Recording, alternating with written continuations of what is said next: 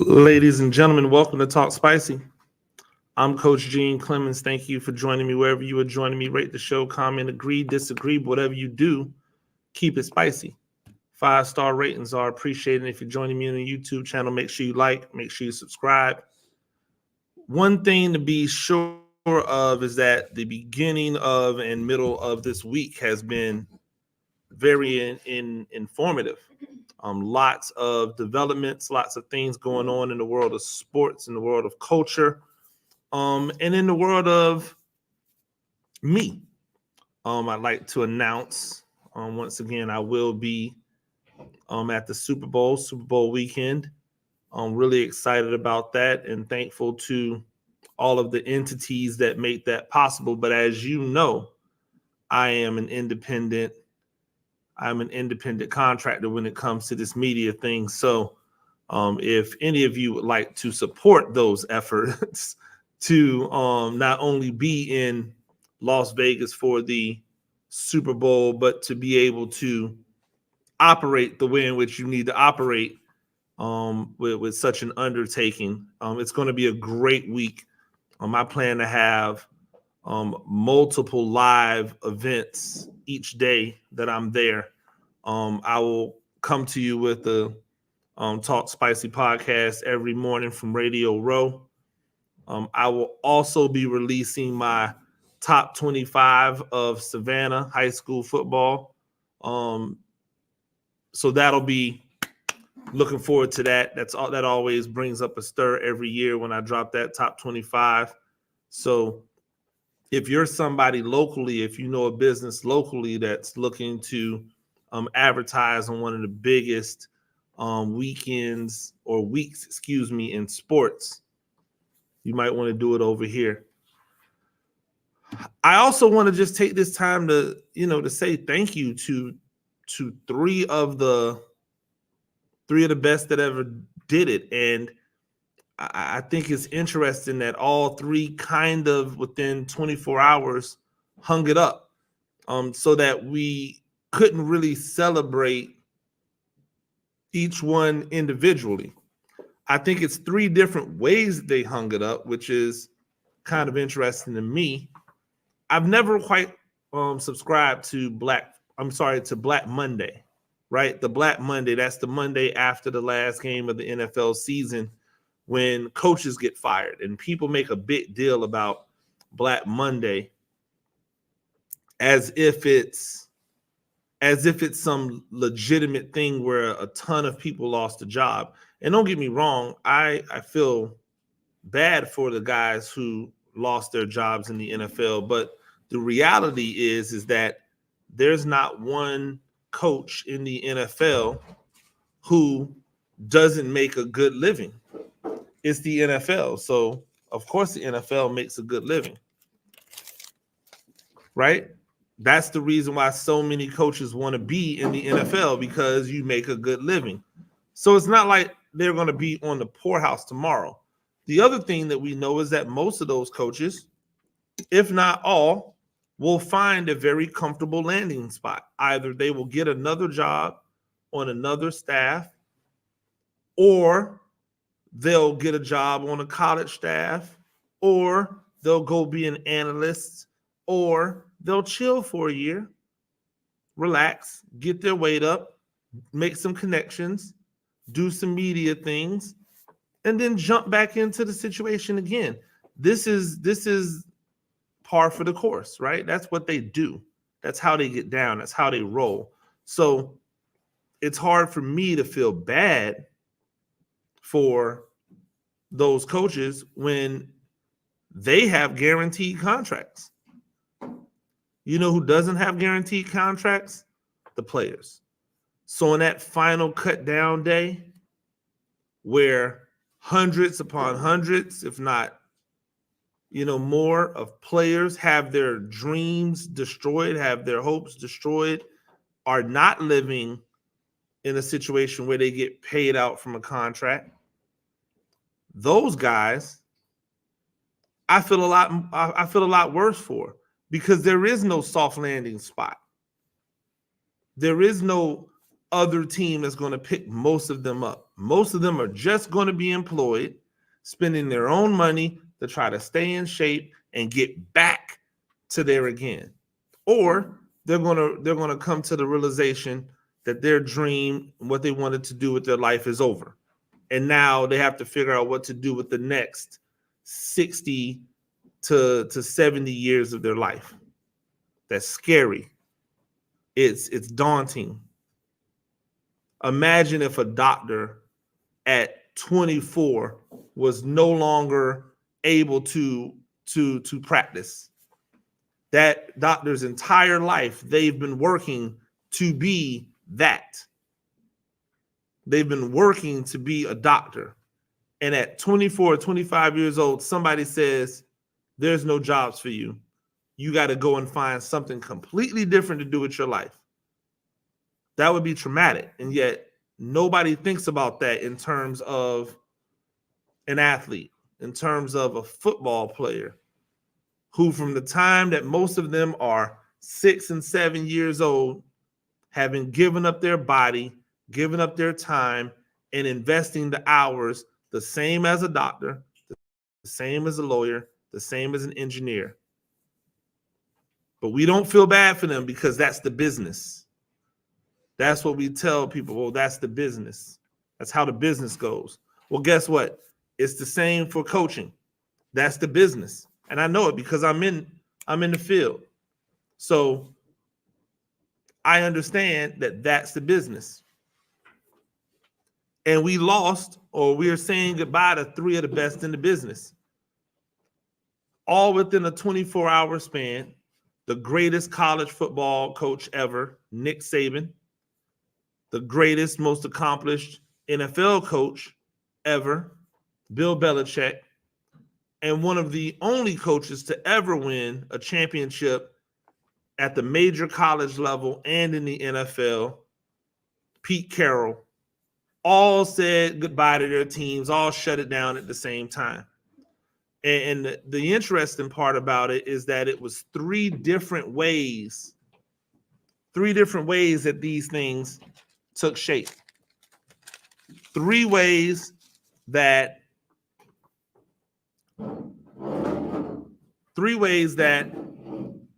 in a sense we looked at their careers ending, and it becomes interesting as to how they will proceed afterwards.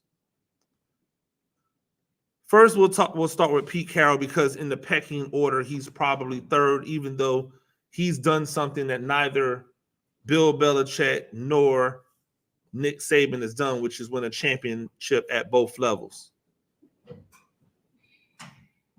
And so within there,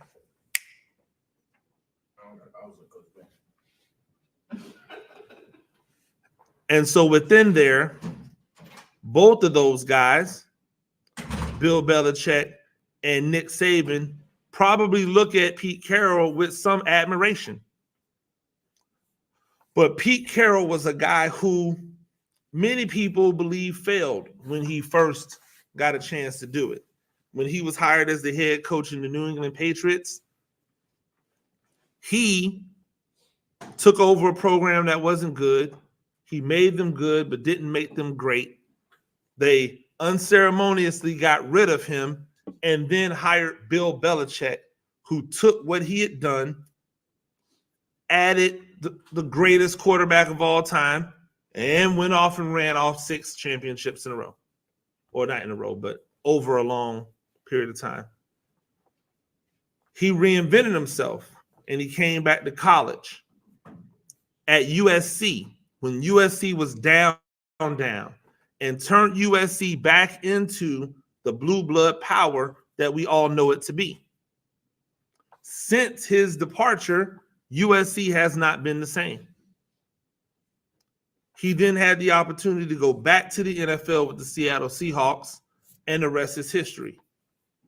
And even this year, had a team relevant and almost make the playoffs. His situation is interesting because I don't think he was ready to say goodbye. I think the decision was made for him. I don't think he made the decision.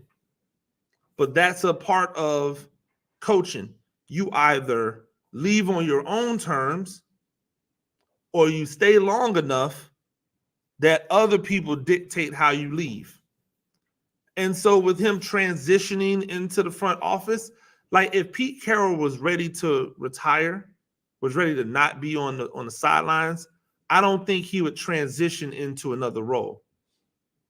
Pete Carroll loves being a coach. He loves being on the sidelines. He is super old, and we don't even realize how old he is because of the level of energy that he has on the sidelines. So I don't think it was his decision. I think somebody came to him and said, "Hey, Pete, we think it's time.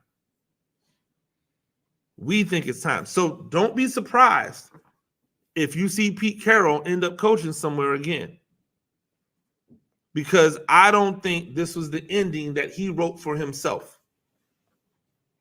Now, his NFL counterpart, Bill Belichick, I think you could flip a coin with that as well. I think that he had a hand in this being the end for him, right? I think this was a mutual parting of ways. This was him saying, "Hey, I don't know if I want to do this here anymore." And that was the Patriots saying, "Hey, we don't know if we want you to do this here anymore."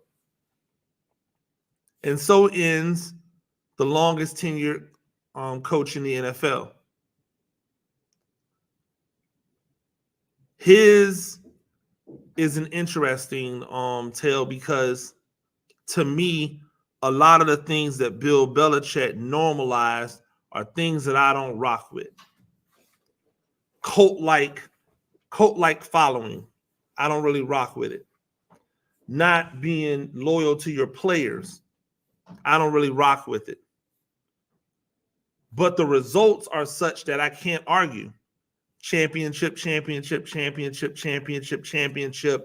Super Bowl, AFC champ. I mean, the resume speaks for itself. So I have to respect what he was able to do as a coach, because at the height, when they were at their best, the Patriots were the definition of an amoeba. They would look completely different every single week on defense.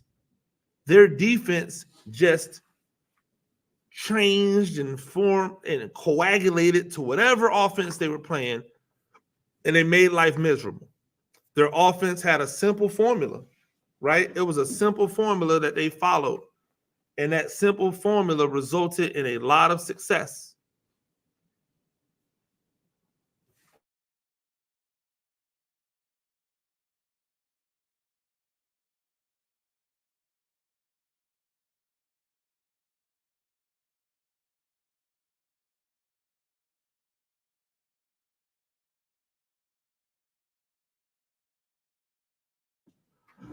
The success that he had and that defense had, the way that they were able to keep people confused, really did play a large role in why they were so successful. And so for me, I look at Bill Belichick as a blueprint that so many has been able to follow, but they haven't been able to follow because they don't know when to say when. And I think that's the biggest gift that Bill Belichick had. He knew when to say when. He knew when to say when. So it's salute to Bill Belichick, but the true GOAT of this thing, the true genius, the true guy who just got it popping everywhere he went was Nick Saban. I love the fact that people act as if Nick Saban's NFL tenure was bad, like his year or 2 years, I can't remember what it was, that it was bad. The truth is that Nick Saban laid a foundation in Miami that allowed them to have some of the best success that they've had until recently. He just didn't like the NFL. If Nick Saban liked the NFL, he'd be Bill Belichick. I really and truly believe that. I believe he is that good at what he does as a coach that if he really wanted to have been in the NFL, he would have figured it out, he would have cracked the code, and he would have been him. So this idea that Nick Saban, this idea that Nick Saban somehow, failed in the NFL. Okay, you can run with it, but in my opinion, he didn't fail. He just didn't want to be there. Some people know where they should be at. And where Nick Saban belonged was in college football. And that's why he was successful at Michigan State and turned them into a perennial winner. That's why he went down to LSU, got it popping, won a championship, and then had his assistant coach who took over after he left, win a championship off the backs of the players that he brought in and the system and the philosophy and the culture that he brought in, and then ran it into the ground. And then he went to Alabama and he got it popping at Alabama, and he was so smart with it. I'm gonna lay out to you how the genius of Nick Saban in a few minutes. First, what Nick Saban did when he went to Alabama was recognize that they didn't actually have talent. Like, not enough talent to do what he wanted to do, which is compete for a national championship. So what did he do? He went out and recruited, but he didn't just recruit.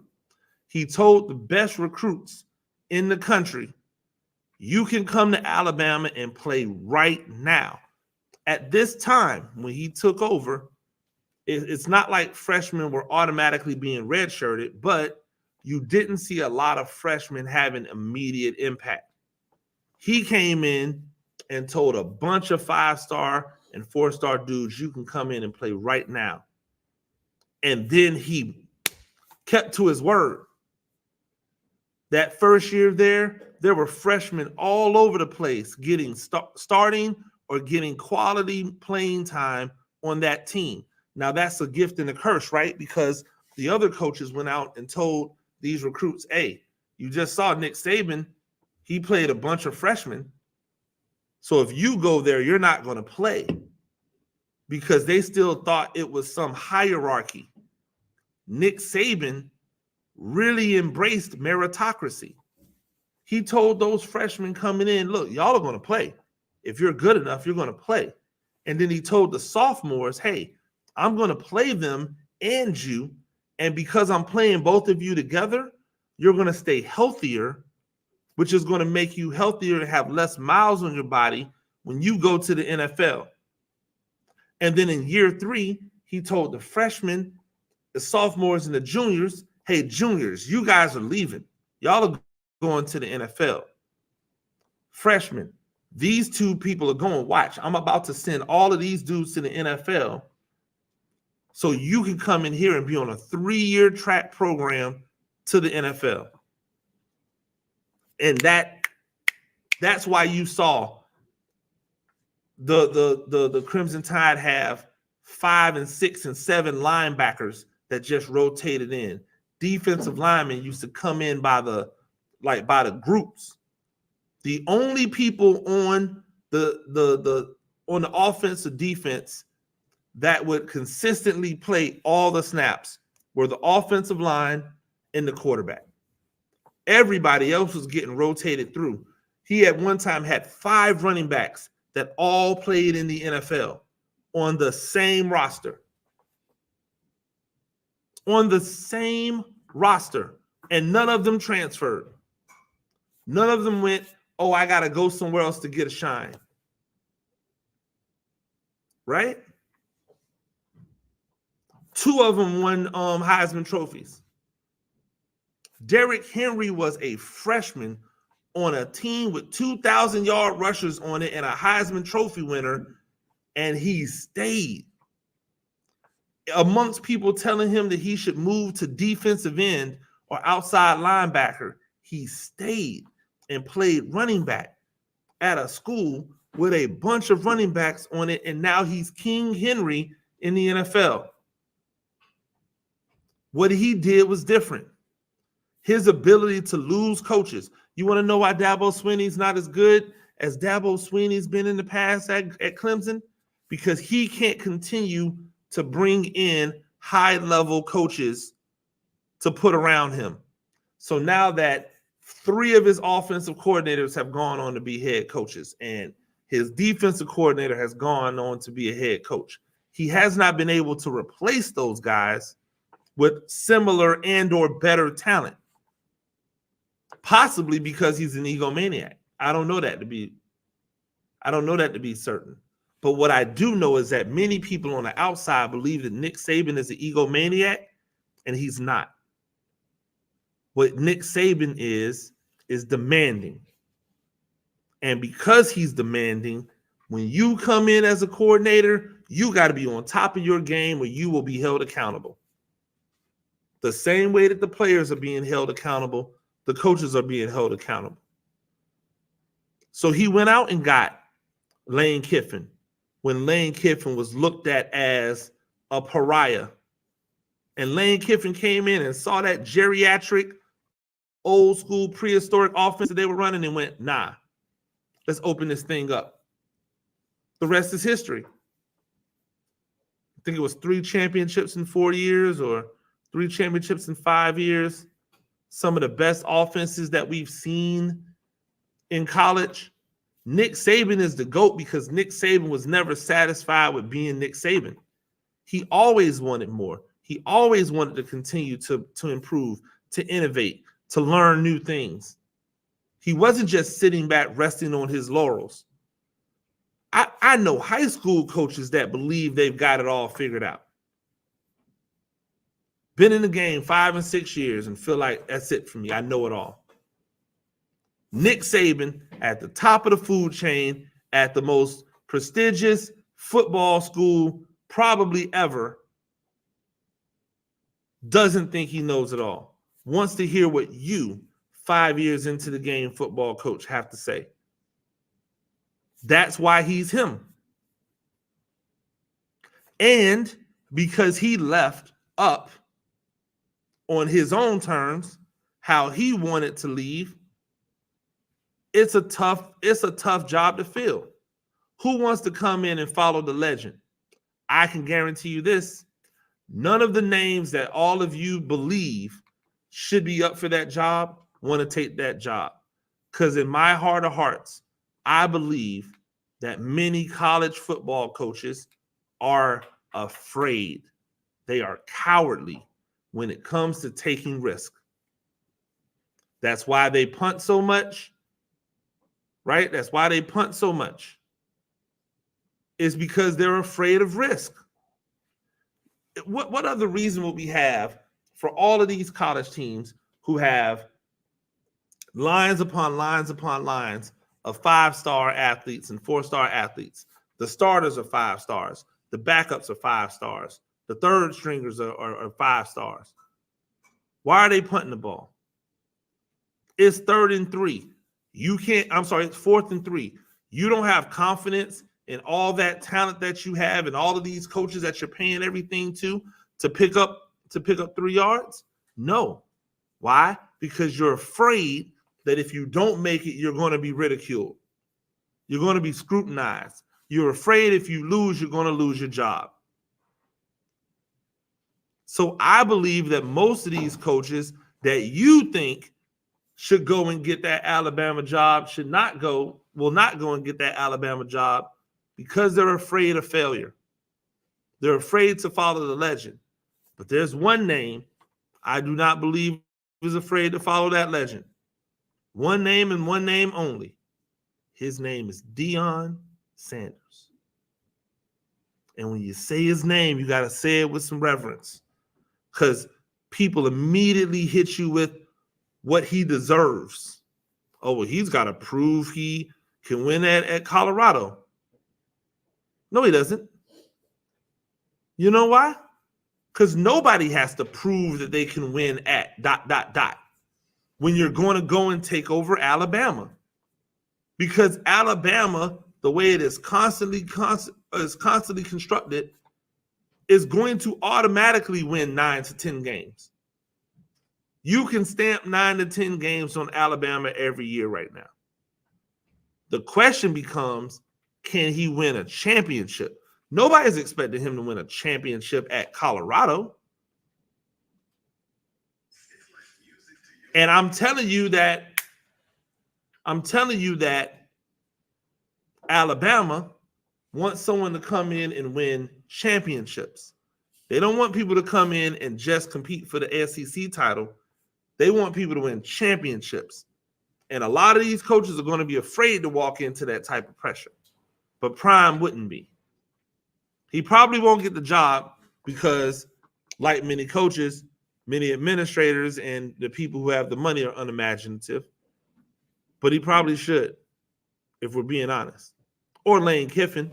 But Alabama's got an issue with Lane Kiffin, even though it's not his fault that Saban, wanted to send him on his way before he won a title and then put unimaginative, people in charge of the offense. But what do I know? It's an interesting thing. It's a little bit easier to follow up what Bill Belichick did now that we see him not having as much success. It's easier to follow up what Pete Carroll did now that we see him not going for a title. But make no mistake about it, those three names, the greatest bar none. The greatest bar none. If you told me to put three together, I'd probably go with Nick Saban, Bill Belichick, Pete Carroll. That might be recency bias, but how can you argue with the greatest in college, the greatest in the NFL, and then the guy who did it at the highest level in both places where he built the team that won it? He built the team.